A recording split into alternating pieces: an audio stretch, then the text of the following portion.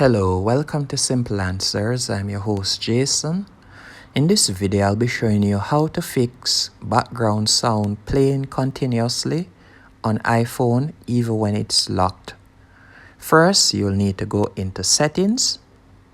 Once in Settings, you're going to scroll down and you're going to select Accessibility. Next, you're going to scroll down and you're going to tap on Audio/Visual. And from here, you're going to select background sounds. And at the moment, you can see that mine is turned off. If you're having this problem, more than likely yours is turned on. You want to turn it off because once it is turned on, you will hear the background sound. Hope you found this video helpful and informative on how to stop background sound playing continuously on your iPhone.